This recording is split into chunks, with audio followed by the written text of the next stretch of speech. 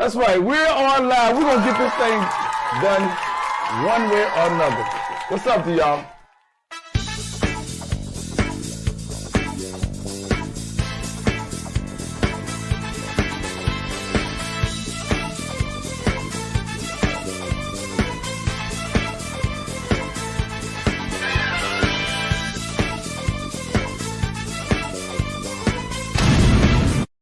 Live. My name is Anthony Parker. Welcome to Third Eye Visions.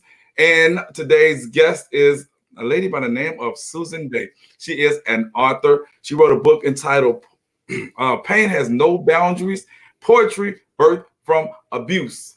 Before I get into it, because it's very juicy, she wrote a lot of poems. She's also going to read a couple of them for y'all. I want you all to subscribe. Hit the notification bell. My phone is acting up. Notification bell. Hit the notification bell. Make sure you comment, like, you know what I'm saying, because it helps with the analytics. Don't just check out and say, oh, it's a nice video, and you don't comment on it or you don't like it. That does me no good at all, because I put in my heart and soul into this YouTube thing. We are on Periscope. So if y'all are joining me on Periscope, make sure you go and subscribe to Third Eye Visions on YouTube. We are also on the Parker Daniels Show page on Facebook, and Susan has a lot of followers too. So with that being said, welcome to the show, Susan. Miss Susan, or can I call you Miss Day, or what would you want me to call you? You can call me either one. Okay, how you doing, Miss Day? How you doing?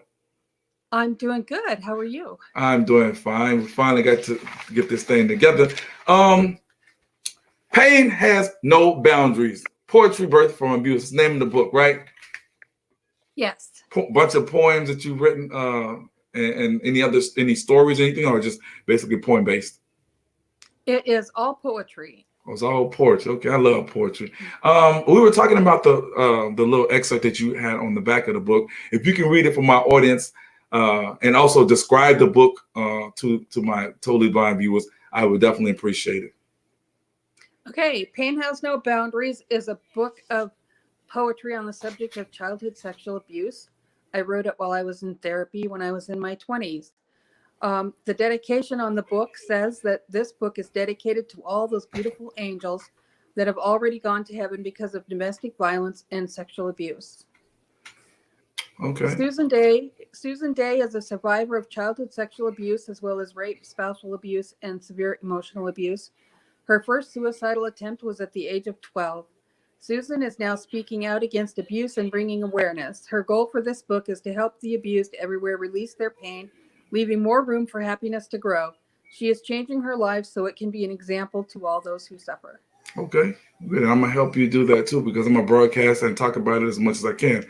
Before we get more into the story, tell the people where they can find the book and all that good stuff. So if anything else you want to, promote your book, go ahead, do it. Well, you can find it on Amazon. Just look up Pain Has No Boundaries. There's a lot of Susan Days, but there's only one Pain Has No Boundaries. Okay. It has my daughter's beautiful photography on the front of a sunset with an ocean in the underneath, so it's real easy to catch. Okay. Pain Has No Boundaries. What does that mean, or what? How did you come up with the title, and explain to us after that about some of the things that had transpired in your life? Okay, well, pain is something that that can go all the way through you, and it doesn't have any stops or bounds, or if you allow pain to enter, it just goes all the way. It doesn't really have any boundaries. I mean, as far as physical boundaries, but it also doesn't have, because it goes all the way to your heart. But it also, there are people in your life that don't have those boundaries that you're normally supposed to have, and so that also is another description for the title, because when people don't have boundaries, then those are the people that are more willing to hurt you. Okay, that's good. Now, speaking of those people who have hurt you, let's talk about your earlier years and share with the people what transpired during those earlier years to make you come up with this book, or not only come up with the book, just feel what you feel and just want to actually come out and talk about those particular things. Well, when I was growing up, abuse was kind of a dirty word, and nobody, in my family at least, we didn't know that there was such a thing as childhood sexual abuse. At least I didn't. I'd never heard anything about childhood sexual abuse when I was a kid. But I do know that my father touched his children, and I was one of his children. My safety mechanism was to pass out. So when someone would get close enough to me and I knew that they were going to touch me, I would automatically pass out. So I don't have as much memory as far as the mechanics and stuff as to what happened to me. But my sisters, they remember everything. Okay. Now, I don't want you to tell me, you say you don't remember the mechanics, but I don't want you to tell me anything in reference to that. I just want to ask you this question. Like, do you remember at some point what transpired? What were the sequences that went through that caused that made your father, create a situation to where he would molest you? You know what I'm saying? What did he do? Like to say that particular day, would he call you in? Because I've interviewed some people and they told me like they had the little sequences in terms of the way their people did in order to start the molestation. Do you remember anything that happened to where, okay, at that day my father did XYZ, before he molested me? You know what I'm talking about? Was I clear? Well, my father was a controller, and he had to be in control of everything. Everything was his way or the highway, and you either did what he said and did it the way he said, or you just weren't in his vision of love. He wouldn't show you any sort of love, and he believed that was love, and that's what we thought too. We thought that was how a father was supposed to show that he loved his children when we were young, of course. Wow. Did you all tell anyone? Are you, because I understand that you say you thought it was love, but at some point did you not feel that this was right, or was it, you felt it through all the times that you were there at the home? Did you tell anyone? I didn't tell anyone because my father said he would hurt my mother. Wow. Did you all talk amongst yourselves in terms of what your father was doing to each one of you? Not until we were adults, married, and had our own kids. And how did it go ahead? None of us knew that this had happened to us when we were kids. And what I mean by that is your brain protects you. And so our brains automatically protected us and shielded us from those memories. And that causes, of course, you to have short-term memory loss and all kinds of other problems because your brain is hiding stuff from you. Okay. So at that point in time when y'all all shared what had happened in your earlier years, what was the situation like then? Did y'all like, oh my God, he did this? I didn't know he did. What was everyone in like disbelief, or what was the feeling then? Well, my sisters were together when they, my older sister was hypnotized, and that's when it came out the first time. And it took me a long time to believe it, first of all, because I hadn't really had any memories of my dad doing that to me because I would pass out. But one day I knew it was true, and I drove all the way to my mother's house and was going to go hit my father. And my father wasn't home, and my mom had to hold me down in the driveway. And she said that's when she knew it was true as well. Wow. Now, just for change of pace, I want you to read one of those, because we're on that subject. Read one of the poems that you have that you really feel that it's real. It's a good poem. You like it, and it has a lot of meaning behind it. Out of your book, Pain Has No Boundaries, if you don't mind. Okay. a little change of pace right quick because I hate, man, people who abuse while you're doing that. People, I don't want to be opinionated, but I just don't have any respect for people who abuse anyone sexually, mentally, anything of that nature. And I'm glad to have Susan Day on here to speak out against it, and hopefully someone on here listen and maybe going through the same thing, and this could be some type of a way out, or help speak out against it as well. So she's going to read one of her poems, and we're going to get back into the story. Okay, this poem is called Intertwining Sadness.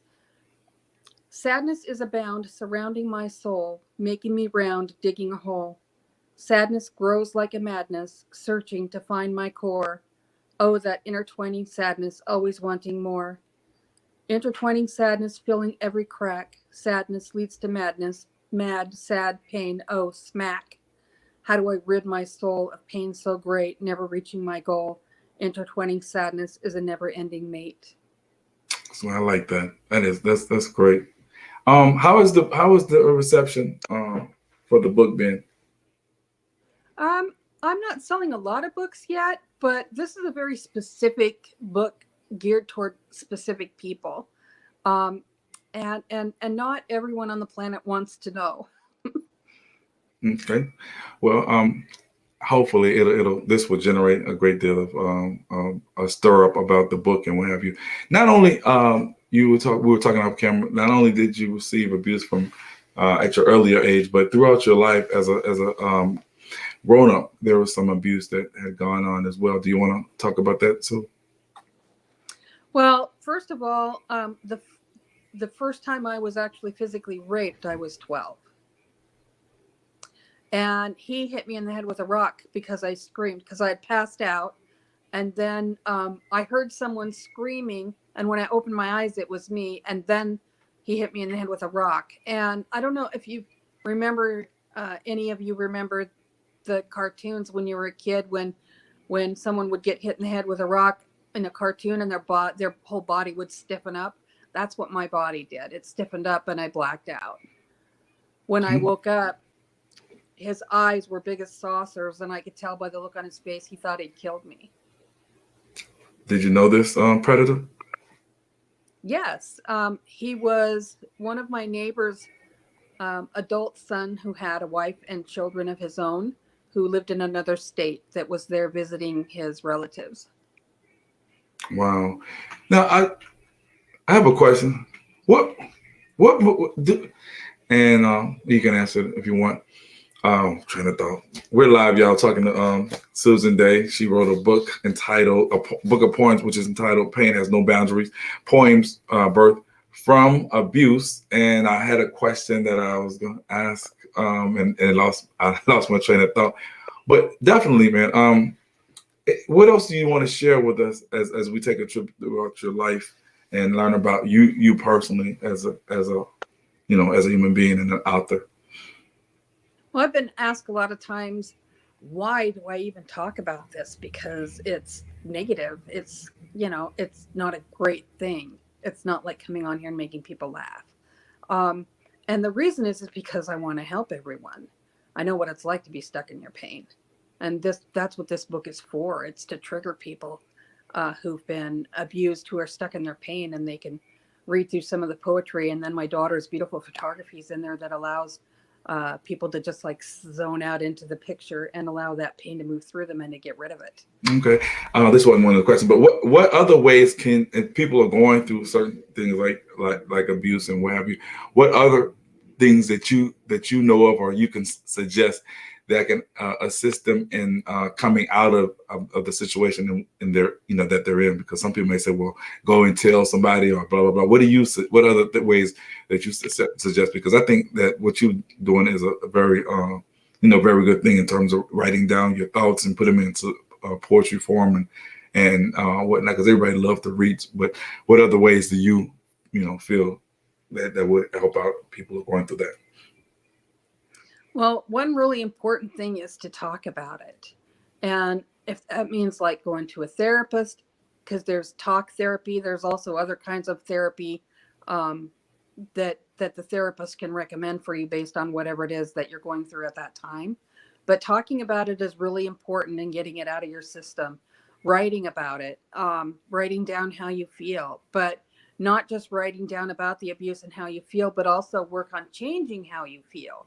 And the way you do that, this is a trick that I learned when my husband abandoned me. He abandoned me homeless one year because he's bipolar, and his bipolar depression hit him so hard that he just left. Didn't even say goodbye.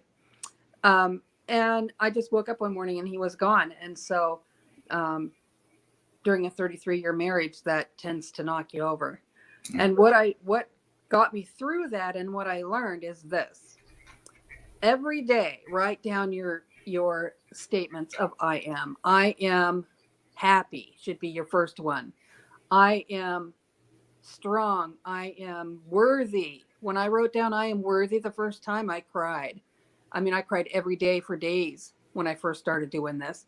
And you want to write down 10 different affirmations every morning and write each one 10 times, because there's a part of your brain that believes what you tell it.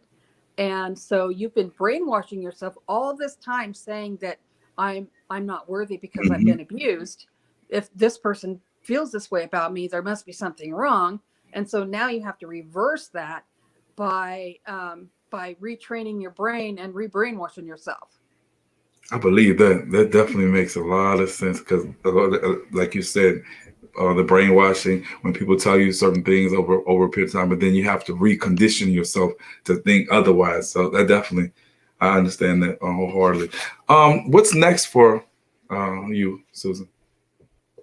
Well, right now, I am working on trying to rescue my son from the streets. He'd been missing for well over 15 years. And after my husband abandoned me homeless, I stopped eating and drinking. And so I didn't have any reason to need to go to the grocery store, but I decided I had to go. For whatever reason, I had to go. When I got to the end of my street and looked across the main road, my son was running down the other side of the street. Wow. And I mean, what happened at that moment when y'all met up? I screamed and ended up on the ground, and my son came running, and I brought him into the little motorhome that I was in, and he slept for like 3 days. And the people that I was in someone's backyard, and when they found out he was there, they kicked us out. Wow. Now, with all this, not trying to make light of what you just stated, but with all this that has gone on with you, what is helping you stay above water? I know the poetry helps and what have you, but what else is helping you? Because that's I mean, to go through a lot, especially in marriage, and when your husband walked out, and the abuse and losing your son. What's helping you stay focused? Helping people. the first okay, so doing the affirmations, that got me through the hardest part. And then I should tell you the story. When my son was there, okay, and I had him head to the town where I was going to stay at, hoping that these people would give me a few extra days to find a place to go, but they only gave me an hour. So I left and parked alongside of the road. I got to tell you, this is a really fabulous story. You're going to love this. So this is a story of strength and fortitude, and what you can do, what you can still accomplish, even if you've been down at the very, very bottom. Okay, so I parked my motorhome and sat there and cried and called my daughter and waited for a while because she was going to come, and it started getting later. And I went to start my motorhome and it wouldn't start at all. And down the street was a place that sold batteries for motorhomes.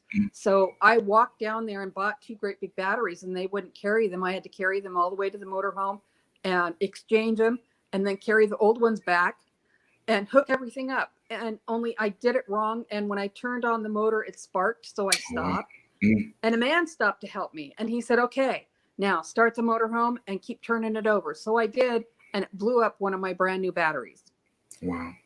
He said, I'll be back in 5 minutes. And he never came back. Oh, wow. So what ultimately? So another man drove by and saw me sitting there, and he had one of those things on the back of his truck for tools. So I knew he knew something. And he hooked stuff up for me. And at that point, my daughter showed up. And it was getting dark, and it was raining. And we my son-in-law stayed in the motorhome with me, and my daughter drove her car behind. And we started heading back out I found a restaurant, a gas station restaurant thing that would let me stay there for a few days so I could figure out what to do next. And because I was terrified. My husband made all the decisions. I had no clue what I was doing. And I'd never, ever driven a motorhome before.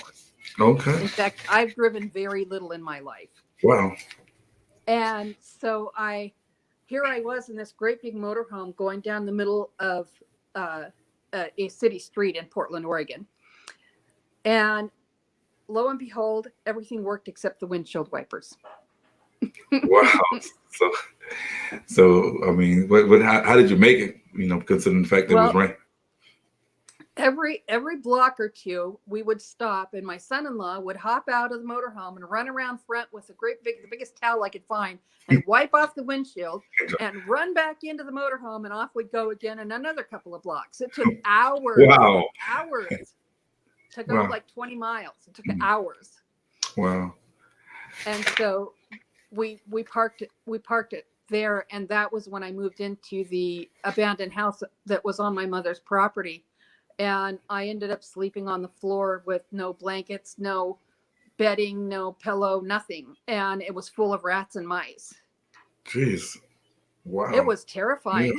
Yeah. The things that you've gone through, but I see now that, you know, you're with smiles, you're laughing and whatnot. So definitely there is a silver lining to every cloud and what have you.